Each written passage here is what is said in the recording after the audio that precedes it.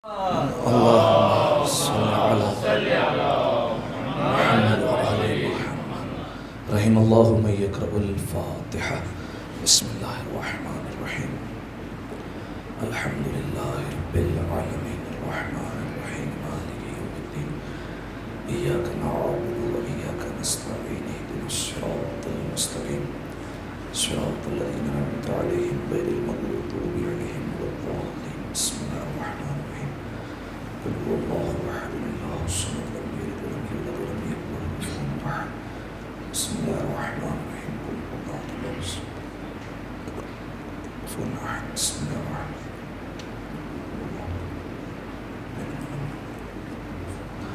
اللهم اغفر للمؤمنين والمؤمنات والمسلمين والمسلمات الأحياء منهم والأموات. اللهم تابع بيننا وبينهم بالخيرات إنك مجيب الدعوات إنك على كل شيء قدير برحمتك يا أرحم الراحمين. اللهم صل على محمد. اعوذ باللہ من الشیطان اللعین الرجیم. بسم اللہ الرحمن الرحیم. الحمد للہ الذی یخلق ولم یخلق ویرزق ولا یرزق ویطعم ولا یطعم. ثم الصلاة والسلام على عبدك ونبيك وصفيك ورسولك وخيرتك من الخلق أبي القاسم محمد. اللهم صل على محمد وآل محمد وعلى أهل بيته الطيبين الطاهرين المعصومين المظلومين سيما ابن عمه علي عليه السلام وهو النبأ العظيم والصراط المستقيم والقرآن الكريم وهو الصديق الأكبر والفاروق الأعظم وحبل الله المتين وإمام المسلمين ووصي رسول رب العالمين واللعنة الدائمة على أعدائهم أجمعين. أما بعد فقد قال الله سبحانه وتعالى في محكم كتابه المبين. بسم الله الرحمن الرحيم. ووجدك عائلا فأغنى. صلوات على محمد وآل محمد. اللهم صل على محمد وآل محمد. دعائے سلامتی. بسم الله الرحمن الرحيم. اللهم كن وليك الحجة ابن الحسن صلواتك عليه وعلى آبائه في هذه الساعة وفي كل وليا وحافظا وقائدا وناصرا ودليلا وعينا حتى تسكنه أرزك طوعا وتمتعه فيها طويلا. اللهم صل على محمد. سامعین محترم عزیزان گرامی قدر، سب سے پہلے آپ تمام مؤمنین اور مؤمنات کی خدمت میں صدیقہ طاہرہ ملکۃ العرب سیدۃ التجار زوجہ رسول مادر شہزادی کونین جناب ختیجہ سلام اللہ علیہا کی وصال کی تعزیت اور تسلیت پیش کرتا ہوں، اور بالخصوص زمانے کے امام کی خدمت میں تعزیت اور تسلیت پیش کرنے کے لیے ایک دفعہ مل جل کر بآواز بلند صلوات پڑھ دیں. اللہم صلی علی محمد. آج مادر فاطمہ کی مجلس عزا ہے، لہٰذا اسی حساب سے مل کر بآواز بلند ترین صلوات پڑھیں. اللہم صلی علی محمد وآل محمد. جزاکم اللہ. سامعین محترم، 10 رمضان المبارک سن 10 بعثت اس شہزادی کے وصال کی تاریخ ہے، اور یقیناً عظیم ہستی کہ جس کا کوئی مقابلہ نہیں کر سکتا. بلکہ دو مصروں میں یوں بات کہوں، کوئی آسان نہیں مثل ختیجہ ہونا، کوئی آسان نہیں مثل ختیجہ ہونا، شرط ہے اس کے لیے مادر زہرا ہونا۔ کس میں بھلا مجال ہے، کس میں بھلا جرت ہے کہ اس شہزادی کا مقابلہ کیا جا سکے؟ بلکہ جملہ بدل کر یوں کہتا ہوں کہ مؤمنین کی ماں ہونا اور بات ہے، فاطمہ کی ماں ہونا اور بات ہے۔ اور باقی ازواج میں اور اس شہزادی میں فرق ایک بنیادی یہ بھی پایا جاتا ہے کہ باقی ازواج اسلام کے ٹکڑوں پر پلتی رہیں اور یہ بھی اسلام کو پالتی رہی ہیں۔ یہ شہزادی ختیجہ ہے کہ جس کا کوئی مقابلہ، کوئی مقایسہ نہیں کیا جا سکتا، اور کیوں کر کیا جائے کہ جس کے قصیدے خود پروردگار عالم نے قرآن مجید میں گائے ہیں۔ سورہ مبارکہ والضحیٰ ہے، اس کی ایک آیت میں پروردگار عالم کہتا ہے قرآن میں وَوَجَدَكَ عَائِلًا فَأَغْنَىٰ، اے حبیب جب ہم نے آپ کو تنگ دست پایا، جب ہم نے آپ کو نادار پایا، جب ہم نے آپ کا ہاتھ خالی دیکھا تو ہم نے آپ کو غنی کر دیا۔ توجہ چاہ رہا ہوں اس ترجمے پر، کیا فرمایا اللہ نے؟ فرمایا وَوَجَدَكَ عَائِلًا فَأَغْنَىٰ، اے میرے حبیب جب ہم نے آپ کو تنگ دست پایا، جب ہم نے آپ کو نادار دیکھا، جب ہم نے آپ کو دیکھا کہ آپ کے ہاتھ میں کچھ نہیں ہے، آپ کے ہاتھ میں فراوانی نہیں ہے، فَأَغْنَىٰ، تو میں وہ اللہ ہوں جس نے آپ کو غنی کیا ہے۔ اب سامعین محترم، یہ تلاش کرنا پڑے گا کہ کون سی وہ ہستی ہے، وہ کس ہستی کا مال ہے کہ جس کے ذریعے سے پروردگار عالم نے مصطفیٰ کو غنی کیا ہے۔ دیکھیے سامعین محترم، دوسروں کا مال لوٹ لوٹ کر غنی ہو جانا اور ہوا کرتا ہے، لیکن اگر اللہ کسی کو غنی بنائے تو وہ اور ہوا کرتا ہے۔ لہذا جا کر تلاش کیجئے کہ کون سی ایسی ہستی ہے، کس کا مال اتنا پاکیزہ ہے کہ پروردگار عالم اپنی طرف نسبت دے کر کہہ رہا ہے کہ اے محمد ہم نے آپ کو غنی کیا ہے۔ اب آپ جا کر تفاسیر اہل بیت دیکھیے گا، بالکل ضمانت کے ساتھ کہہ رہا ہوں، اگر آپ جائیں گے تفاسیر اہل بیت میں اور تفاسیر اہل بیت کی ورق گردانی کریں گے، اور جب آپ پہنچیں گے سورہ والضحیٰ پر اور اس آیت پر پہنچیں گے وَوَجَدَكَ عَائِلًا فَأَغْنَىٰ، اے میرے حبیب جب ہم نے آپ کو تنگ دیکھا تو غنی کر دیا، اس آیت میں جب آپ دیکھیں گے تو لکھا ہوگا فَأَغْنَىٰ بِمَالِ خَتِیجَہ، رسول اللہ کو غنی کیا گیا مال ختیجہ کے ذریعے سے، رسول اللہ کو ثروت مند بنایا گیا مال ختیجہ کے ذریعے سے، رسول اللہ دولت مند ہوئے ختیجہ کے مال کے ذریعے سے۔ اب ماجرا کیا ہے؟ اللہ قرآن میں کہتا ہے میں نے غنی کیا، اہل بیت اپنے فرمان میں کہتے ہیں کہ مال ختیجہ سے غنی ہوئے۔ توجہ چاہ رہا ہوں، نقطے کی طرف ایک اشارہ کرنا چاہ رہا ہوں، اللہ کہتا ہے میں نے غنی کیا، اہل بیت کہتے ہیں مال ختیجہ کی وجہ سے غنی ہوئے۔ دیکھیے سامعین محترم، ایک اور زاویے سے اس بات کو سمجھیے۔ دیکھیے اگر کوئی بھی دنیا میں اچھا کام ہو، کوئی بھی نیک کام ہو، تو اگر وہ نیک کام ہو جائے تو ہر انسان یہ چاہتا ہے کہ میرا اس میں حصہ ڈل جائے، میرا بھی اس میں نام آ جائے۔ بالفرض ایک میں مثال دیتا ہوں، اس مجلس کے بعد، اس مجلس کے لیے میں ایک نواخوان خان بلاتا ہوں کہ وہ آئے اور اس مجلس کے بعد نواخوانی خانی کرے۔ جب میں نے بلایا، مجلس ختم ہوئی تو اس نے نوحہ پڑھنا شروع کیا، اور اتنا اچھا نوحہ پڑھا کہ خوب ماتم ہوا، خوب گریہ ہونے لگا، خوب پرسہ ہونے لگا، لوگ سروں کو پیٹنے لگے، لوگ رونے لگے۔ جب مجلس تمام ہو گئی اور جب سب باہر نکلے تو لوگوں کی زبان پر اس نوحہ خان کے قصیدے تھے۔ کیا انداز تھا، کیا لب و لہجہ تھا، کتنے اچھے سر تھے، کتنا اچھا پڑھتا تھا، کتنے اچھے طریقے سے پڑھ رہا تھا، دل سے پڑھ رہا تھا، یقیناً شہزادی کی اس پر عطا تھی۔ اب وہ یہ نوحہ خان کے قصیدے پڑھے جا رہے ہیں۔ جب میں نے دیکھا کہ نوحہ خان کے قصیدے پڑھے جا رہے ہیں، میں آگے بڑھا، کہا یہ سب اچھی باتیں ہیں کہ اس نوحہ خان نے اچھا پڑھا، لیکن یہ دیکھو لایا کون تھا؟ لایا بھی تو میں تھا۔ کیوں میں نے ایسا کہا؟ کیونکہ جب میں نے دیکھا ایک اچھا کام ہوا تو میرا نام اس میں آنا چاہیے۔ اب یہ ہے عام انسانوں کی بات۔ اب آپ سوچئے ختیجہ کا مال کتنا پاک و پاکیزہ ہے۔ ختیجہ خرچ کرتی ہے، اللہ کہتا ہے میں نے خرچ کیا۔ ختیجہ لٹاتی ہے، اللہ کہتا ہے میں نے غنی کیا۔ ختیجہ احسان کرتی ہے، اللہ کہتا ہے میں نے احسان کیا۔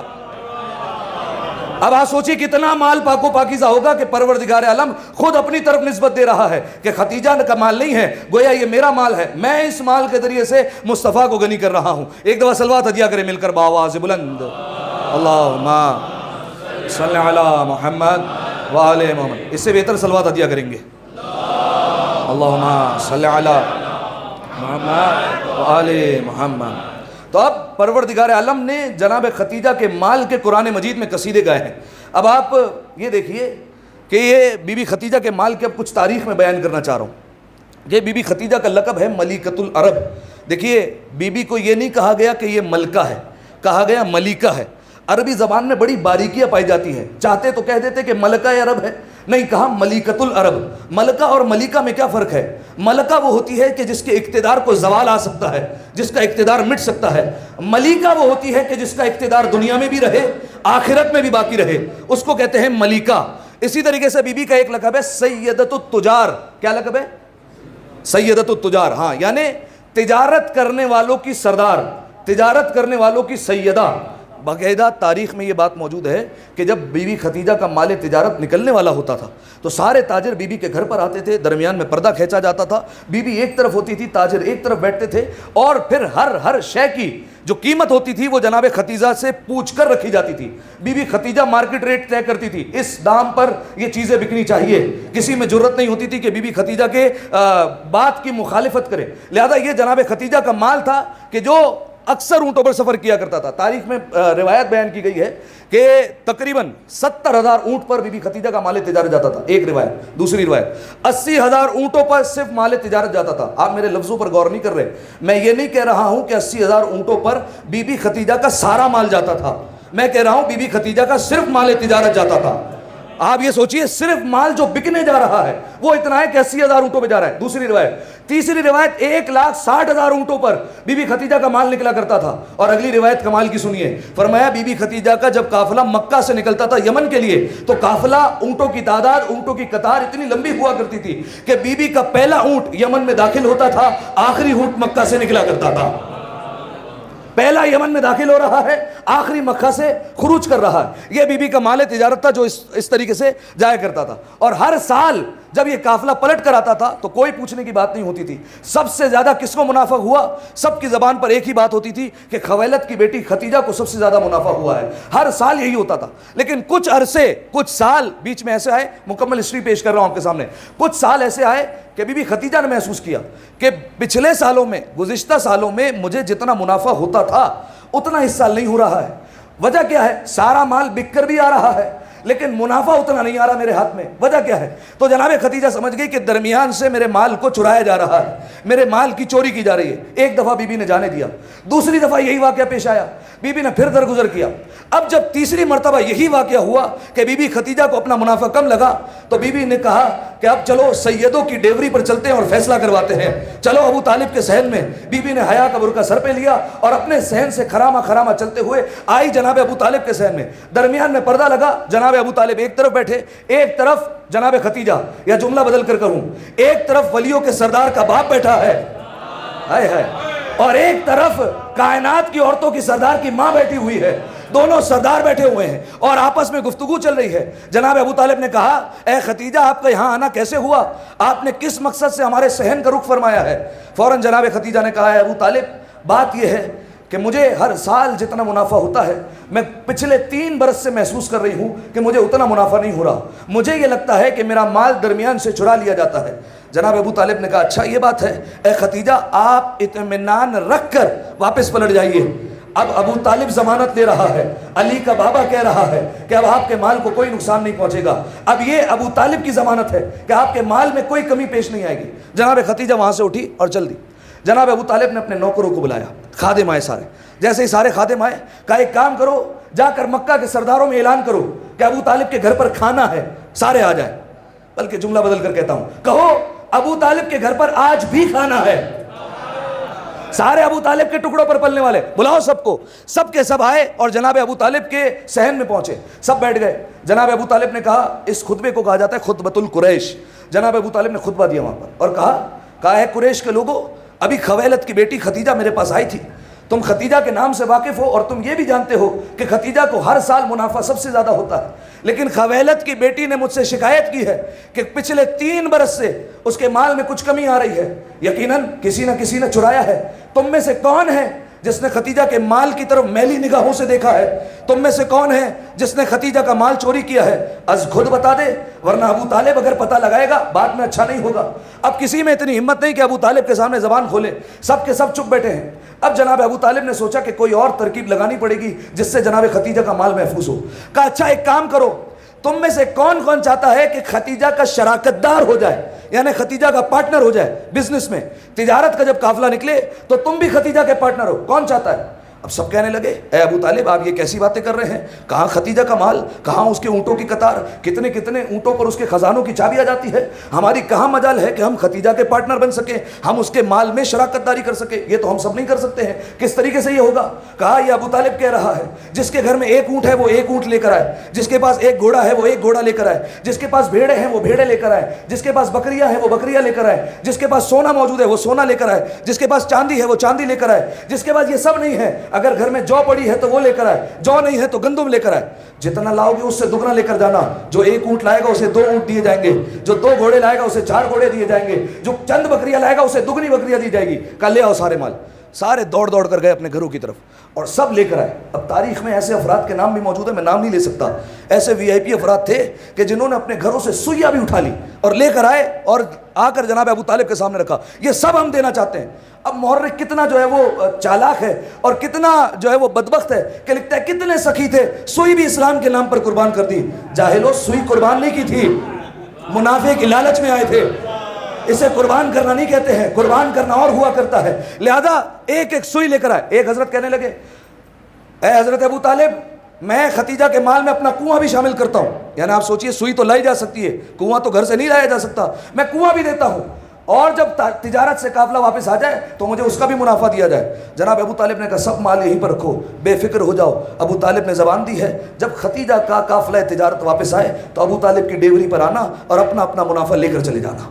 جناب ابو طالب نے زبان دی، سب گئے۔ ادھر یہاں سے سردار نکلے، جناب ابو طالب نے نوکروں کو آواز دی ذرا ختیجہ کے خادموں کو بلانا، نوکروں کو بلانا، کنیزوں کو بلانا، جملہ پہنچ جائے گا آپ تک، جاؤ جا کر ختیجہ کے نوکروں کو بلاؤ، خادموں کو بلاؤ، کنیزوں کو بلاؤ۔ سب آئے اور جب سب نے آ کر مال دیکھا، جناب ابو طالب کہتے ذرا دیکھ کر بتانا یہی مال تو چوری نہیں ہوا تھا، ہائے ہائے یہی مال تو چوری نہیں ہوا تھا۔ کہاں ابو طالب، یہ اس میں سے ہماری شے ہے، یہ بھی چیز ہماری ہے، یہ بھی ہماری شے ہے، یہ ہمارے مال سے ہی چوری کیا گیا ہے۔ کہا اٹھاؤ اور لے جا کر جناب ختیجہ کو واپس کرو اور کہو ابو طالب نے دوبارہ مال دلوا دیا ہے۔ لیکن ابو طالب نے ان سے منافع کی زبان دی ہے۔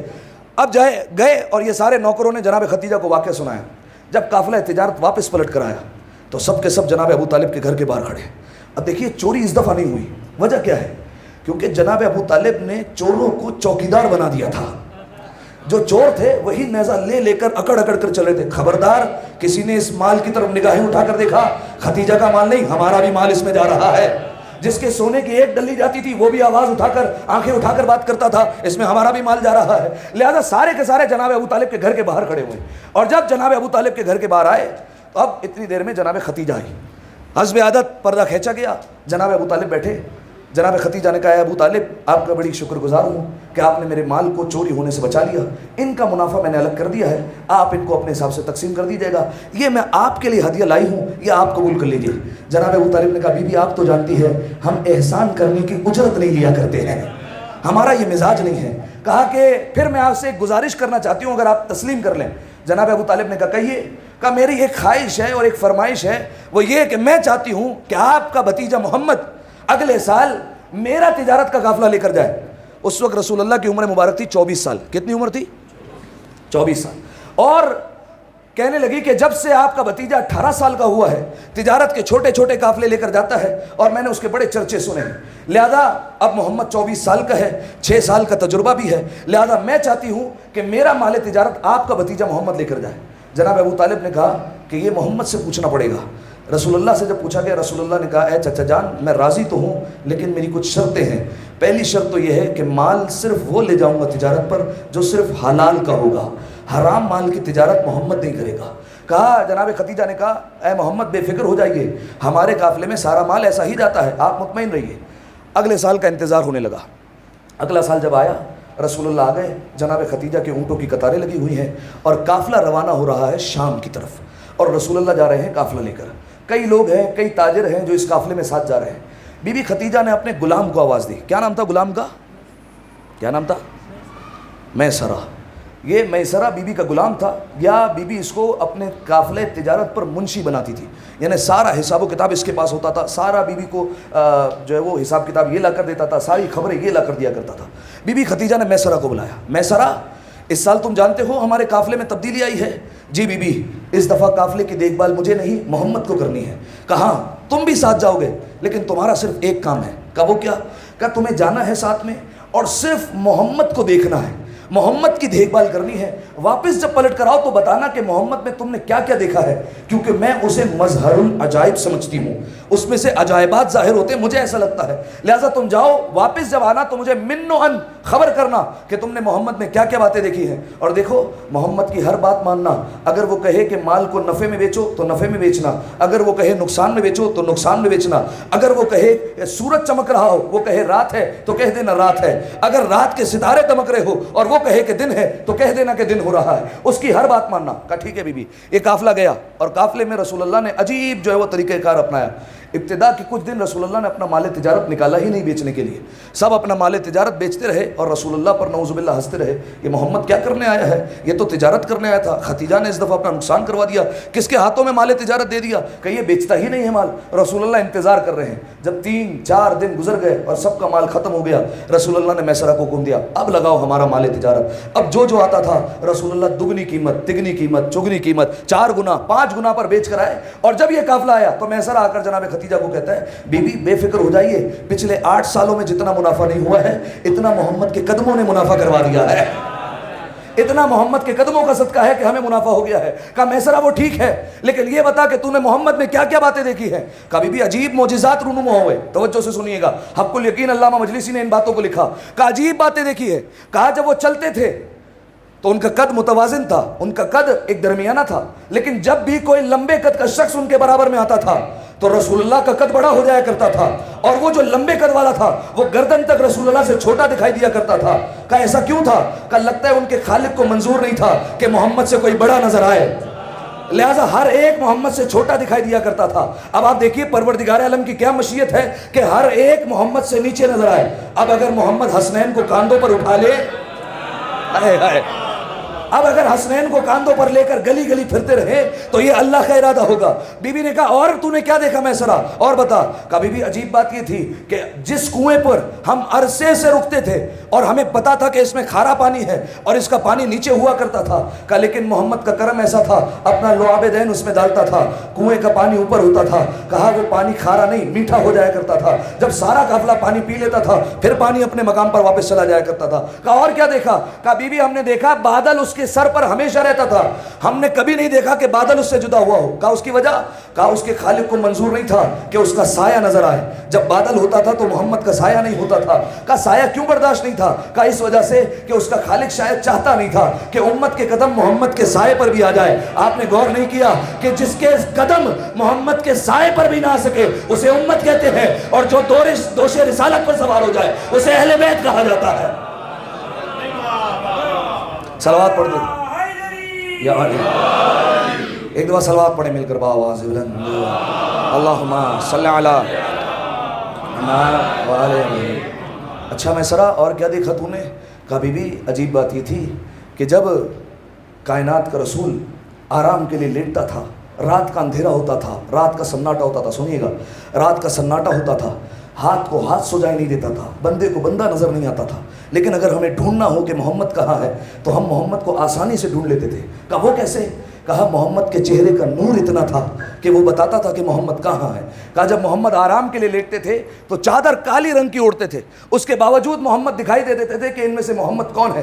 آپ جانتے ہیں کالی چادر, یہ اس کو کہا جاتا ہے, ہمارے میٹھے میٹھے بھائی کہتے ہیں کالی کملی, ٹھیک ہے, ہم بھی کہتے ہیں کالی کملی, کملی چادر کو ہی کہا جاتا ہے. لیکن آپ جانتے ہیں یہ کالی کملی جو اللہ نے بھی قرآن میں کہا ہے, اے کالی کملی اوڑھنے والے, اللہ نے قرآن میں قصیدہ گایا ہے. یہ کب کہا گیا سب سے پہلی مرتبہ؟ اس وقت کہ جب رسول اللہ پر پہلی وحی اتری. پہلی وحی کون سی آیت تھی؟ کون سی آیت تھی پہلی وحی بھائی؟ ہاں جزاکم اللہ. اقرا بسم ربک الذی خلق, یہ اس سورہ کی ابتدائی 5 آیت وحی کے طور پر اتری. جب پہلی مرتبہ وحی اتری تو رسول اللہ کو اپنے جسم میں سردی محسوس ہوئی اور ٹھنڈ لگنے لگی. وحی کا ایک اثر ہوا کرتا ہے, وحی کی علماء نے کئی قسمیں لکھی ہے. بعض اوقات جسم وزنی ہو جاتا ہے, بعض اوقات جسم میں سردی پیدا ہو جاتی ہے. لہذا رسول اللہ نے محسوس کیا کہ مجھے ٹھنڈ لگ رہی ہے. رسول اللہ فوراً آئے گھر میں, جناب ختیجہ نے دیکھا, کہا اے محمد آپ میں تبدیلی محسوس کر رہی ہوں, کیا بات ہے؟ کہا اے ختیجہ وحی اتری ہے, وحی کا نزول ہوا ہے, لہذا میں اپنے جسم میں سردی محسوس کر رہا ہوں, مجھے بہت زیادہ ٹھنڈ لگ رہی ہے, میرے جسم میں کپ کپی طاری ہوئی ہے. مناقب شہر آشوب نے لکھا کہ فوراً جناب ختیجہ آگے آگے بڑھی, اپنے صندوق کو کھولا, اس میں سے کالی چادر نکالی, کالی چادر اپنے محمد پر اڑائی. ادھر چادر کا اڑانا تھا, اللہ نے فوراً قرآن میں قصیدہ پڑھا, اے کالی کملی اوڑھنے والے, کیا شان ہے ماں کی, کیا شان ہے بیٹی کی, کیا شان ہے ماں کی, کیا شان ہے بیٹی کی. ماں چادر اڑائے تو بھی آیت اترتی ہے, بیٹی چادر اڑا دے تب بھی آیت اترا کرتی ہے. ایک دفعہ صلوات پڑھ دے مل کر بآواز بلند, اللہم صلی علی محمد. اور میں سرا تو نے کیا مشاہدہ کیا, کبھی بھی میں نے دیکھا کہ جب ہم سب بیٹھتے ہیں اور ہم سب اپنا کھانا کھانے لگتے ہیں, توجہ, تو بی بی ہم یہ دیکھتے ہیں کہ ہمارے ارد گرد حشرات الارض آتے ہیں, کیڑے مکوڑے, یہ مکھیاں, یہ ہمارے کھانے کی طرف آتی ہیں, ہمارے قریب آتی ہیں, راستے میں ہم پر بیٹھتی ہیں. لیکن ہم نے کبھی نہیں دیکھا کہ محمد کے اوپر آئے. ہم نے پوچھا تھا, اے محمد کیا بات ہے, آپ پر یہ مکھیاں, یہ حشرات الارض قریب کیوں نہیں آتے؟ کا وجہ یہ ہے کہ اللہ نے میرے ارد گرد ایک حصار رکھا ہوا ہے, اس حصار کی وجہ سے یہ کیڑے مکوڑے, یہ حشرات الارض میرے قریب نہیں آ سکتے. یہ اہل سنت کی روایت سے آپ کے سامنے بیان کروں کہ انہوں نے لکھا کہ رسول اللہ کی ایک زوجہ, کم عمر زوجہ, سب سے چھوٹی زوجہ, اور وہ جب رسول اللہ کے لیے کھانا بنا کر آئی ہانڈی میں, تو ہانڈی سے کھانا نکالا رسول اللہ کے لیے, ایک برتن میں رسول اللہ کو دیا اور ایک برتن میں خود کے لیے لیا. لیکن جب کھانا کھانا شروع کیا تو فوراً جو ہے وہ دیکھا کہ مکھی آ کر اس زوجہ کے کھانے پر آ کر بیٹھتی ہے, لیکن رسول اللہ کے کھانے پر نہیں بیٹھتی. تو فوراً جو ہے وہ انہوں نے اعتراض کیا اور کہا کہ یا رسول اللہ کیا بات ہے, ایک ہی ہانڈی میں کھانا بنایا ہے, ایک ہی طریقے سے کھانا بنایا ہے, ایک ہی ہانڈی سے دونوں کے لیے کھانا نکالا ہے, لیکن میرے کھانے پر مکھیاں بیٹھتی ہے, آپ کے کھانے پر مکھیاں نہیں ہوتی. رسول اللہ نے کہا عائشہ انی لا مثلک, اے عائشہ میں تجھ جیسا نہیں ہوں, میں تجھ جیسا نہیں ہوں. اب دیکھیے یہ وہ ہستیاں ہیں جنہیں رسول اللہ نے کہا میں تجھ جیسا نہیں ہوں, اور کچھ ہستیاں آپ کو ایسی بھی ملیں گی جن کے لیے رسول اللہ نے کہا یہ مجھ جیسے ہے, حسین منی وانا من الحسین, حسین مجھ جیسا ہے میں حسین سے ہوں, علی منی وانا منہ, علی مجھ سے ہے میں علی سے ہوں, فاطمہ مجھ سے ہے میں فاطمہ سے ہوں, حسن مجھ سے ہے میں حسن سے ہوں. لہذا یہ ہستیاں اور ہیں, باقی ہستیاں اور ہیں. تو میسرہ نے بتایا کہ اے بی بی ہم نے دیکھا کہ حشرات الارض رسول اللہ کے قریب نہیں آتے, محمد کے قریب ہمیں دکھائی نہیں دیتے. کہا اور تو نے کیا دیکھا؟ کہا بی بی عجیب بات یہ تھی کہ ہم سب کو, اب دیکھیے پرانا قافلہ تھا, عرصے کے لیے جاتا تھا, سال بھر جو ہے وہ قافلہ جاتا تھا اور اس کے بعد پلٹ کر آیا کرتا تھا کئی مہینوں بعد. کہا بی بی ہم نے یہ راستے میں دیکھا کہ ہمیں راستے میں اپنے ناخن اور بال تراشنے کی ضرورت پڑتی تھی, ہم اپنے ناخن اور بال کاٹا کرتے تھے, لیکن ہم نے کبھی نہیں دیکھا کہ محمد نے اپنے ناخن تراشے ہو یا محمد نے اپنے بال کٹوائے ہو. پروردگار عالم کے حکم سے وہ اپنے وقت پر خود برابر ہو جایا کرتے تھے, لہذا انہیں جو ہے وہ بال کاٹنے کی ضرورت نہیں تھی, انہیں ناخن کاٹنے کی ضرورت نہیں ہوتی تھی. صرف ایک مقام پر رسول اللہ نے اپنے بالوں کو منڈوایا ہے, وہ کب؟ حجۃ الوداع کے موقع پر, جب رسول اللہ آخری حج کے لیے تشریف لے گئے, تب رسول اللہ نے, کیونکہ حج کا حکم ہے, جب سب بال منڈوا رہے تھے تو رسول اللہ نے بھی اپنے بال منڈوائے, اور جب وہاں پر بالوں کو منڈوایا اور جب رسول اللہ کے بال گر رہے تھے تو ایک ایک صحابی آگے بڑھتا تھا, سارے رضی اللہ آگے بڑھتے تھے, ایک ایک بال چنتے تھے, اپنے پاس جمع کر رہے تھے, اپنے پاس رکھتے جا رہے تھے. پوچھا گیا کیوں جمع کرتے ہو؟ کہا یہ رسول اللہ کے بال ہیں, انتہائی بابرکت ہے, تبرک والے بال ہیں, صحابہ تھے تبرک کو مانتے تو تھے. کہا یہ محمد کے بال ہیں, بابرکت بال ہیں, تبرک والے بال ہیں, انہیں ہم اپنے پاس رکھیں گے, یہ منہ مبارک ہے, اپنے پاس رکھیں گے, جب ہمیں دعا کرنے کی ضرورت پڑے گی ان بالوں کا واسطہ دیں گے اور اللہ سے دعا مانگیں گے. عجیب ہے, ان کی سوچوں پر حیرت ہے, ماننے پر آتے ہیں تو بال کو مانتے ہیں, نہ ماننے پر آئے تو آل کو نہیں مانتے. صلوات پڑھ دیں ایک دفعہ مل کر بآواز بلند, اللہم صلی علی. دیکھیں نعروں کا تو بائیکاٹ ہوا ہے, آپ بلند ترین صلوات پڑھنے کم از کم. اللہم صلی علی محمد وعلی, بڑی مہربانی آپ کی. بس سامعین محترم, تو یہ اچھا یہ بال کے حوالے سے ایک اور روایت سن لیں کہ رسول اللہ کے یہ بال جو ہے وہ زمین پر گرے تو سارے صحابہ نے آپس میں تقسیم کر لیے اور سارے صحابہ نے آپس میں لے لیے. اب آپ آج بھی دیکھیں گے کہ کئی لوگ جو ہے وہ کہتے ہیں کہ ہمارے پاس رسول اللہ کا بال ہے, لیکن یہ ثابت کون کرے یہ نہیں پتا کہ رسول اللہ کا آیا وہ بال ہے یا بال نہیں ہے. لیکن یہ واقعہ ہوا تھا 8ویں امام کے دور میں. 8ویں امام علی ابن موسیٰ الرضا علیہ الصلوۃ والسلام, اللہم صلی علی محمد وآل محمد. 8ویں امام کے دور میں جب مامون تخت خلافت پر بیٹھا تھا, توجہ سے سنیے گا, جب مامون تخت خلافت پر تھا تو اچانک سے مامون نے محسوس کیا کہ پورے دربار میں خوشبو پھیل گئی. دیکھا ایک تاجر آیا ہے سفر کرتے ہوئے, تو مامون نے فوراً تاجر سے پوچھا کہ یہ کیسی خوشبو ہے، آج سے پہلے ہم نے ایسی خوشبو نہیں سنی ہے، اور یہ پہلی دفعہ ہم دیکھ رہے ہیں، اور پہلی دفعہ ہم نے اس خوشبو کا مشاہدہ کیا. موبائل رکھ دیں بھائی. پہلی دفعہ ہم نے اس خوشبو کا مشاہدہ کیا ہے، اور پہلی دفعہ ہم نے یہ خوشبو سونگھی ہے. لہذا تیرے پاس ایسی کیا چیز ہے جو تو اپنے ساتھ لے کر آیا ہے؟ کہا میرے پاس رسول اللہ کے 7 بال ہیں. کتنے بال؟ رسول اللہ کے 7 بال اپنے پاس لے کر آیا ہوں، اپنے ساتھ لے کر آیا ہوں. اور اس نے پھر نکال کر دکھائے، کہا یہ 7 بال رسول اللہ کے بال ہیں. رسول اللہ نے حجت الوداع پر جب منڈوائے تھے بال تو لوگوں نے تقسیم کر لیے تھے، اور یہ بال منتقل ہوتے ہوتے میرے پاس پہنچے ہیں. کہا دلیل کیا ہے یہ رسول اللہ کے؟ کہا اس کی خوشبو اس کی دلیل ہے. آج سے پہلے اگر ایسی خوشبو سونگھی ہو تو انکار کر دے، لیکن اس کی خوشبو اس کی دلیل ہے. مامون نے کہا کیا یہ بال مجھے فروخت کرنا چاہتا ہے، بیچے گا اس بالوں کو؟ کہا بالکل بیچوں گا. کہا قیمت بول. کہا ایک بال کے 1 لاکھ دینار. کتنے؟ 1 دینار کہتے ہیں ایک سونے کے سکے کو، ٹھیک ہے. کہا ایک بال کا 1 لاکھ دینار لوں گا. یعنی 7 بال کتنے کے ہوئے؟ 7 لاکھ دینار کے. کہا 7 لاکھ دینار دے اور یہ رسول اللہ کے بال لے لے. اس نے اپنے خزانچی کو حکم دیا، 7 لاکھ دینار اسے دیے گئے، اور اس نے بالوں کو لیا اور اعلان کرتا گیا کہ جو کوئی بھی رسول اللہ کی زیارت، بالوں کی زیارت کرنا چاہتا ہے وہ آئے دربار میں اور زیارت کرے. صبح سے شام تک ہمارا دربار کھلا ہوا ہے. لوگ آتے رہے، زیارت کرتے رہے، دور ممالک تک خبر پھیلتی رہی، لوگ آتے رہے. جب کئی دن گزر گئے، لوگ آ کر چومتے رہے، آنکھوں سے لگاتے رہے، زیارت کرتے رہے، سب کچھ کرتے رہے. لیکن جب اس نے دیکھا کہ زہرا کا 8واں بیٹا اب تک دربار میں نہیں آیا تو اس نے کہا جب وہ نہیں آئے تو پھر فائدہ کیا ہے، ان کو بلایا جائے. اب لوگ پہنچے امام علی رضا کے دروازے پر، 8ویں امام کو لے کر آئے، اور جیسے ہی مولا دربار میں داخل ہوئے تو کہا فرزند رسول آئیے، آپ ہی کا انتظار ہو رہا تھا، آپ کے نانا کے بال موجود ہے، آئیے آپ زیارت کیجئے، یہ آپ کے نانا کے بال ہے. امام رضا آگے بڑھے، توجہ، امام رضا آگے بڑھے، دیکھا 7 بال پڑے ہوئے ہیں. امام نے اپنی انگشتری شہادت کو اٹھایا، 3 بالوں کو الگ کیا، 4 کو الگ کیا، 3 کو ایک طرف کر دیا، 4 کو ایک طرف کر دیا. کہ یہ 3 میرے نانا کے تھے، نہ ہو سکتے ہیں. کہ یہ 3 نہ میرے نانا کے تھے کبھی، نہ میرے نانا کے ہو سکتے ہیں، یہ 4 میرے نانا کے ہیں. کہ دلیل کیا ہے کہ یہ 4 آپ کے نانا کے ہیں؟ کہ کیونکہ اس میں سے مجھے اپنی خوشبو آ رہی ہے، مجھے اپنی خوشبو محسوس ہو رہی ہے، لہٰذا یہ میرے نانا کے ہیں. یہ 3 میرے نانا کے نہیں ہیں اور کبھی نہیں ہو سکتے ہیں، نہ کبھی ہوئے تھے، نہ ہیں، نہ ہوں گے، کبھی نہیں ہو سکتے. ان 3 کو ایک طرف کر دو. کہا کہ یہ دلیل میں نہیں مانتا خوشبو والی، آپ کوئی بہتر دلیل پیش کرے. امام نے کہا آگ روشن کرو. اب جب آگ روشن کی، تینوں کو اٹھایا، آگ میں ڈالا. جب تینوں کو آگ میں ڈالا، تینوں جل گئے، اور جب 4 کو ڈالا، آگ بجھ گئی. تو جب بال کا یہ مقام ہے تو آل کا کیا مقام ہوا کرے گا؟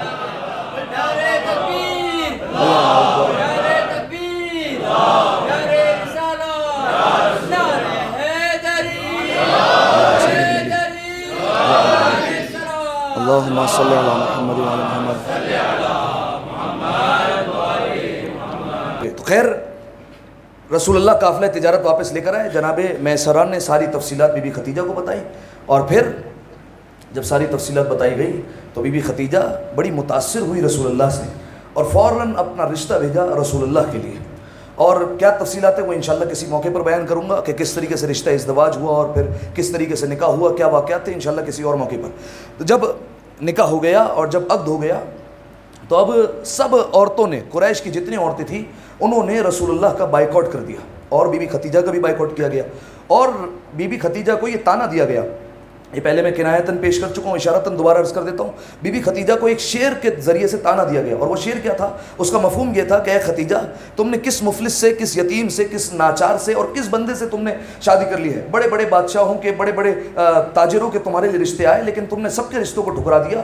اس مفلس میں، اس ناچار میں، اس نادار میں، اس یتیم میں ایسی کون سی بات تھی کہ تم نے اس سے عقد کر لیا ہے؟ اور اے خدیجہ، تم نے یہ اپنی توہین کی ہے. تمہارا باپ کون تھا؟ خویلد. خویلد کون تھا کہ جب وہ پگ پہنا کرتا تھا تو اس کی پگ آسمان کو چھوا کرتی تھی. اس کا اتنا بڑا مقام تھا، اتنے فضیلت والے تھے، اتنے بڑے تاجر اور اتنے مالدار تھے کہ جب وہ پگ پہنا کرتے تھے تو ان کی پگ گویا آسمان کو چھوا کرتی تھی. اور تم نے ایک مفلس سے اور ایک یتیم سے عقد کر لیا ہے. جناب خدیجہ نے جواباً فوراً کہا تم نے بالکل ٹھیک کہا، میرا باپ یقیناً صاحب مقام تھا، میرا باپ یقیناً صاحب فضیلت تھا، اور میرا باپ وہ تھا کہ جس کی پگ آسمان کو چھوا کرتی تھی. لیکن میرا شوہر کسی سے کم نہیں، میرا باپ وہ تھا جس کی پگ چھوا کرتی تھی، میرا شوہر وہ ہے جس کی جوتیاں پردہ معراج میں چلی جایا کرتی ہے. لہذا تم کہاں مقابلہ کر رہے ہو؟ کہاں میرا باپ اور کہاں میرا شوہر؟ لہذا کوئی مقابلہ نہیں بنتا. اور جب بی بی خدیجہ کا عقد ہو گیا رسول اللہ سے.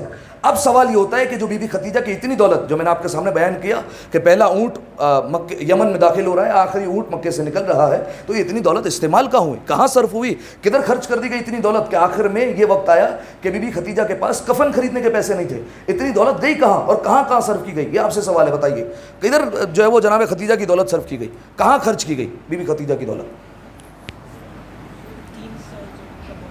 ہاں جزاکم اللہ. ایک تو شیب ابی طالب میں جب 3 سال تک جو ہے وہ قید کر دیے گئے تو وہاں پر جو ہے وہ بی بی خدیجہ کی دولت استعمال ہو, بیان کرتا ہوں ابھی انشاءاللہ. اور ہاں جزاکم اللہ. تبلیغ اسلام کے لیے کہ جب اسلام کی ترویج کرنی تھی اور اسلام کو پھیلانا تھا تو مختلف صحابہ کو بلایا جاتا تھا, 100 صحابیوں کے لشکر کو بلایا جاتا تھا اور کہا جاتا تھا کہ تمہیں فلاں علاقے جانا ہے, کیونکہ اس زمانے میں واٹس ایپ فیس بک تو تھا نہیں کہ ایک اسٹیٹس ڈال دیا کہ بھائی لا الہ الا اللہ پڑھ لو, بلکہ صحابہ کو بھیجا جاتا تھا. اور جب صحابہ کو بھیجا جاتا تھا تو مختلف جو ہے وہ خرچہ ہوا کرتا تھا. کس طریقے سے خرچہ, 100 صاحب جا رہے ہیں, اب 1 سال لگے گا, وہ وہاں جائیں گے, وہاں رہیں گے, پھر سفر کا خرچہ, واپسی آنے کا خرچہ, تو یہ سارے تمام تر اخراجات کہاں سے جا رہے ہیں, جناب خدیجہ کی دولت سے. اور بعض علاقے ایسے تھے جہاں زمینی رستے سے نہیں جایا جاتا تھا, کشتی کے رستوں سے جایا جاتا تھا, تو وہاں پر پھر جو ہے وہ زیادہ دولت لگتی تھی. اور پھر جب وہ صحابہ گئے ہیں تو ان کے گھر پر کوئی کمانے والا نہیں ہے, لہٰذا جو پیچھے گھر والے ہیں ان کے 1 سال بھر کا خرچہ جو ہے وہ دیا جاتا تھا. تو یہ جناب خدیجہ کی دولت خرچ ہوئی اسلام کو جو ہے وہ پھیلانے میں, اور بتایا گیا غلام کو آزاد کروانے میں. ایک میں آپ کے سامنے مثال پیش کرتا ہوں جناب بلال کی. جناب بلال رسول اللہ کے مؤذن پہلے غلام تھے اور ان کا مالک پہلے جناب بلال کے ساتھ ٹھیک تھا, لیکن جب جناب بلال نے اسلام قبول کر لیا اور جب کہا کہ میں نے محمد پر ایمان جو ہے وہ لے آیا ہوں اور محمد کا میں نے کلمہ پڑھ لیا, اب اس کے مالک نے جو ہے وہ ظلم و تشدد شروع کیا.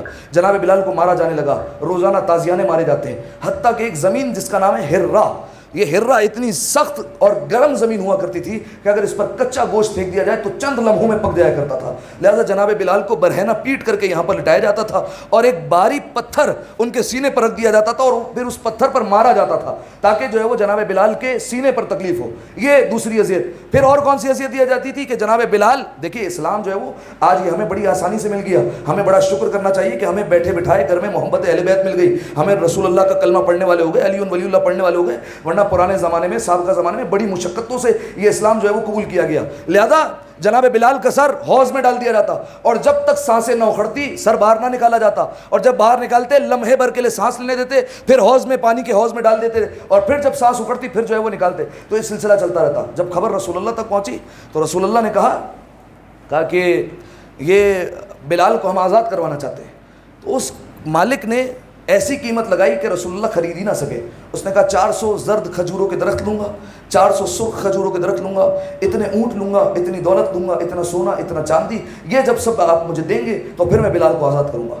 رسول اللہ نے سب کا سب دیا, جناب خدیجہ کی دولت سے ادا کیا گیا اور جناب بلال کو وہاں سے آزاد کروایا. ٹھیک ہے, تو یہ جناب خدیجہ کی دولت صرف ہوئی غلاموں کو آزاد کروانے میں. ایک اور موقع بیان کروں, رسول اللہ کا جب عقد ہوا تھا نا بی بی خدیجہ کے ساتھ, تو لوگ بڑے تانے آ کر دیا کرتے تھے, اور رسول اللہ کو آ کر جب تانا دیا کرتے تھے تو بی بی خدیجہ گھر کے اندر سے کہا کرتی تھی, تم فلاں کے بیٹے نہیں, تمہارے باپ نے مجھ سے اتنا قرضہ لیا تھا, خبردار جو محمد کے خلاف زبان کھولی تم نے, اور محمد اپنا قرضہ معاف کرواتے جاؤ اور محمد کا کلمہ پڑھتے جاؤ.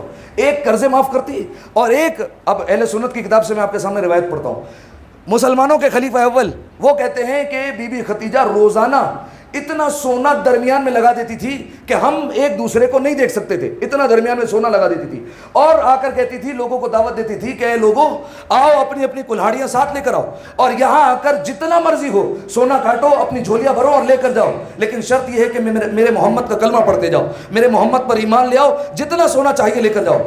اب آپ کو سمجھ میں آیا بڑے بڑے لوگ غنی کیسے ہو گئے, کس طریقے سے صاحب ثروت ہو گئے, کس طریقے سے ان کی جھولیاں بھر گئی. لہذا آتے لوگ اور جناب خدیجہ کے دروازے پر روزانہ سونا اپنی کلہاڑیوں کے ذریعے سے کاٹتے اور اپنی جھولیوں میں بھر کر لے جاتے تھے, اور جب جاتے تھے تو محمد کے ہاتھوں پر ہاتھ رکھتے اور کہتے لا الہ الا اللہ انک رسول اللہ, ہم گواہی دیتے ہیں کہ اللہ کے سوا کوئی معبود نہیں اور آپ اللہ کے رسول ہیں. یہ کس سے ہوا, جناب خدیجہ کی دولت سے. اور جب شام ہو جاتی, جب سب سونا لے کر جاتے اور جب سب کلمہ پڑھ لیتے, اب رسول اللہ دیکھتے کہ چادر خالی پڑی ہوئی ہے, سارا سونا جا چکا ہے. رسول اللہ چادر کو اٹھاتے اور جھاڑتے، اور رسول اللہ دیکھتے جناب خدیجہ کی طرف کہ شکریہ ادا کر سکے، اپنی زبان سے کلمات شکر کہہ سکے۔ ابھی رسول اللہ کہنا چاہتے، جناب خدیجہ ہاتھوں کو جوڑ کر کہتی محمد خبردار شکریہ ادا نہ کرنا، شکریہ کرنے کی ضرورت نہیں ہے، یہ جتنا سونا آپ کی راہ میں دیا ہے بس اتنا سمجھ لیجئے جو صبح آپ کی زیارت کی تھی اس زیارت کا صدقہ اتار دیا ہے، یہ جو صبح زیارت کی تھی اس کا صدقہ اتار دیا۔ شکریہ کہنے کی کوئی بات نہیں ہے، یہ آپ ہی کا ہے، جو کچھ ہے وہ آپ ہی کے لیے میں نے جو ہے وہ یہ قربان کیا ہے۔ لہذا اس طریقے سے جناب خدیجہ کی دولت قربان ہوتی رہی۔ اور سب سے آخری مرحلہ جو بیان کیا گیا، شیب ابی طالب جب 3 سال تک بائیکاٹ ہوا، ایک باقاعدہ پورا عہد نامہ تیار کیا گیا اور اس کو خانہ کعبہ کی دیوار پر لٹکایا گیا، آویزہ کیا گیا۔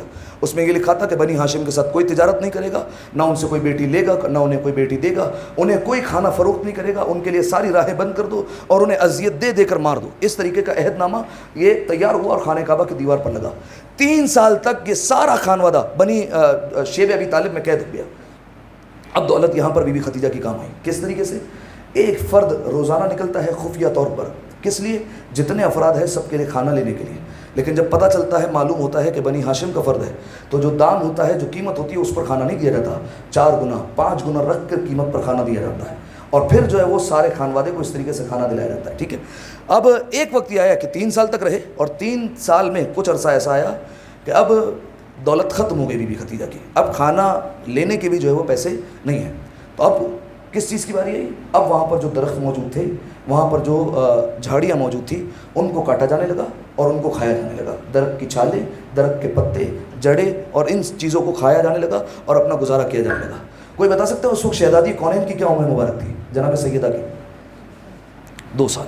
جب بی بی شیب ابی طالب میں گئی ہے تو اس وقت 2 سال کی ہے۔ ٹھیک ہے، 3 سال تک وہیں رہی ہے۔ 2 سال کی عمر میں بی بی کے اوپر مصائب کا سلسلہ شروع ہو گیا ہے، اور اس طریقے سے بی بی مصائب کا سامنا کر رہی ہیں 2 سال کی عمر مبارک سے۔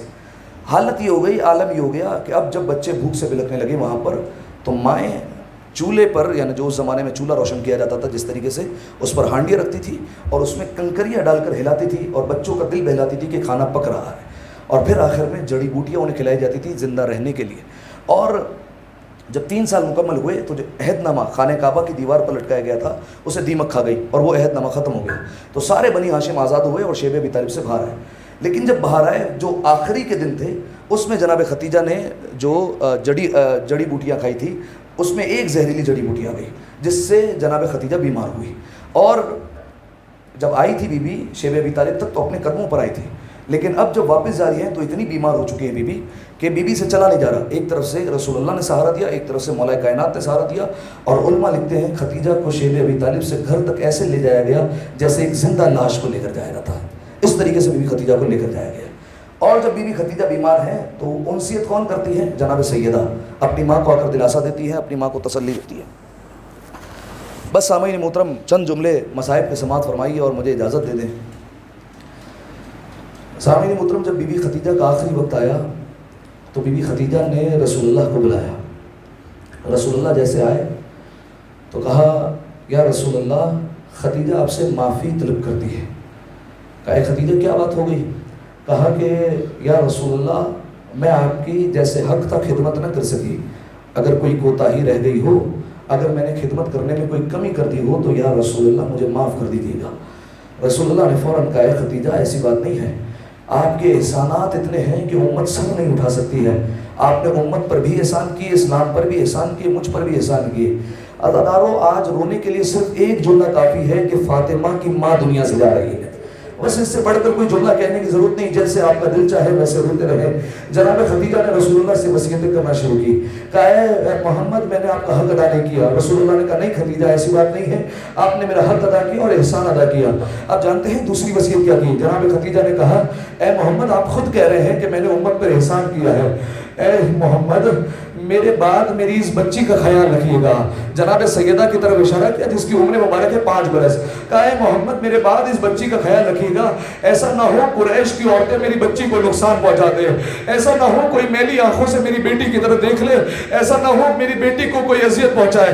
اے محمد، میرے بعد میری بیٹی کو ماں کی کمی کا احساس نہ ہو دینا، اس کا بڑا دھیان رکھنا، اس کا بڑا خیال رکھنا۔ اے محمد، اس کی بڑی اچھی تربیت کرنا اور اس کا بڑے اچھے سے دھیان رکھنا۔ میں ہاتھوں کو جوڑ کر کہوں گا، اے اے بی بی ختیجہ، آپ کے فرمان پر، آپ کی وصیت پر آپ کے شوہر نے بڑے اچھے سے عمل کیا، فاطمہ کا بڑے اچھے سے خیال رکھا، لیکن بی بی جدھر محمد کی آنکھ بند ہوئی، آئیے دیکھیے کیا ہوا۔ مسلمان آگ اور لکڑیاں لے کر فاطمہ کے دروازے پر آ گئے، فاطمہ کے دروازے کو آگ لگا دی۔ آزادار ہو، روایت کے جملے ہیں، بی بی پر جب جلتا ہوا دروازہ گرا، ایک بدبخت آگے بڑھا، وَرَقَلْتُ الْبَابِ، وہ کہتا ہے میں نے دروازے پر لات ماری ہے، کہتا ہے بی بی کی پسلیاں ٹوٹنے کی مجھے آواز آئی، کہتا ہے میرے دل میں رحم آیا، کہتا ہے میں پیچھے ہٹا لیکن میرے دل میں بغض علی غالب آ گیا، کہتا ہے میں آگے بڑھا، ایک لفظ ہے اسرا، اسرا کہتے ہیں کسی چیز کو نچوڑ دینا، وہ کہتا ہے میں آگے بڑھا، وَأَسَرْتُهَا وَرَاءَ الْبَابِ، میں نے فاطمہ کو دروازے کے پیچھے نچوڑ دیا، میں نے فاطمہ کو دروازے کے پیچھے پیس دیا۔ آزادارو، وہ کہتا ہے مجھے فاطمہ کی پسلیاں ٹوٹنے کی آواز آئی۔ آزادارو، میں کہوں گا اے بی بی ختیجہ، دیکھیے آپ کی بچی کا کتنے اچھے سے خیال رکھا گیا ہے۔ بس آزادارو، بی بی ختیجہ وصیتیں کرتی جاتی ہیں، ایک مرحلہ وہ آیا ہے،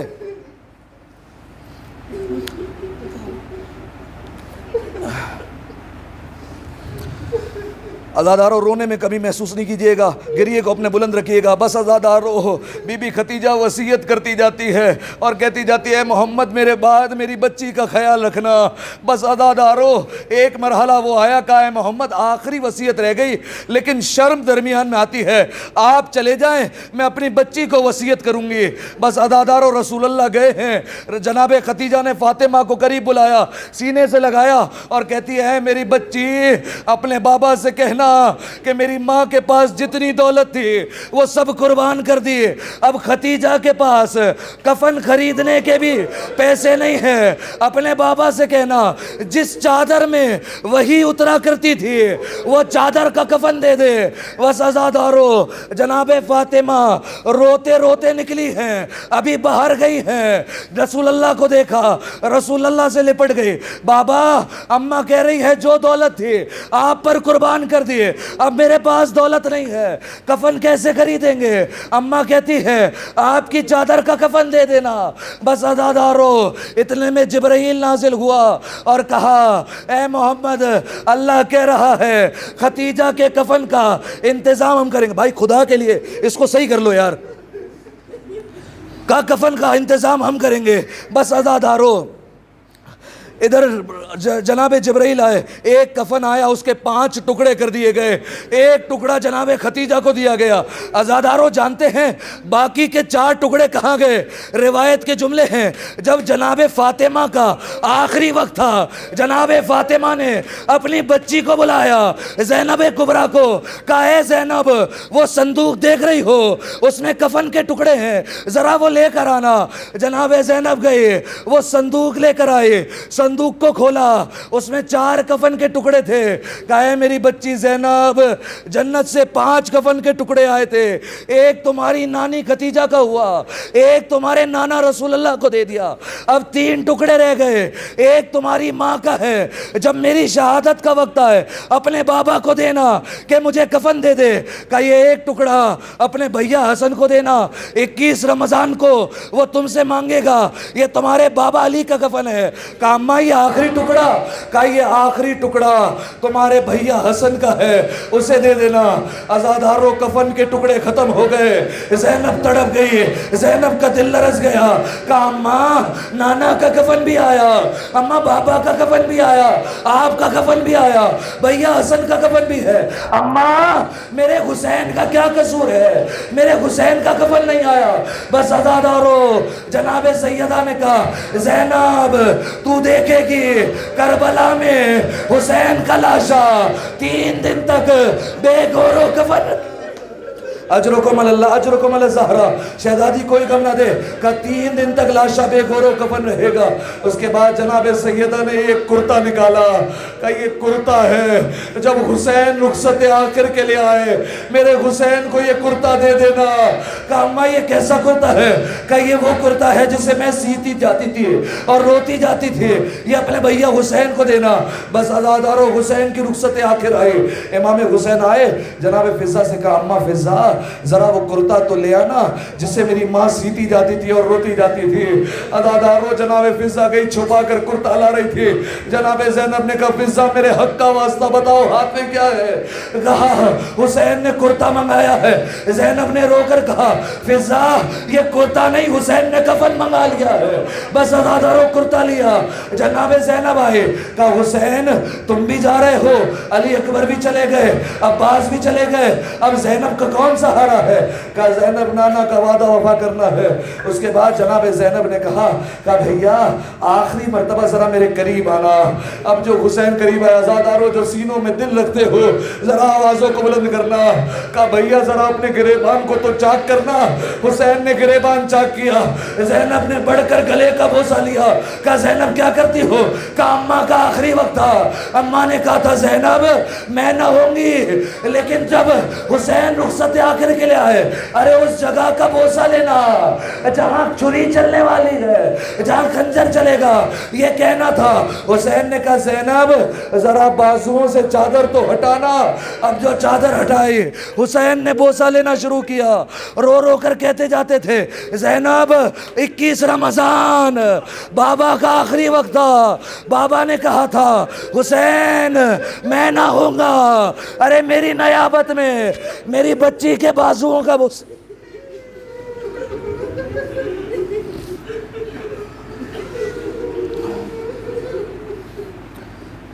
اجرکم اللہ اجرکم الزغرا۔ آپ لوگوں سے گزارش ہے اگر تھوڑا تھوڑا سا آگے آ جائیں نام مولا، تاکہ ایک روایت پڑھ دوں میں مصائب کی اور آپ رو کر پھر چلے جائیں۔ تھوڑا تھوڑا سا آگے آ جائیں نام مولا، اگر زحمت نہ سمجھے۔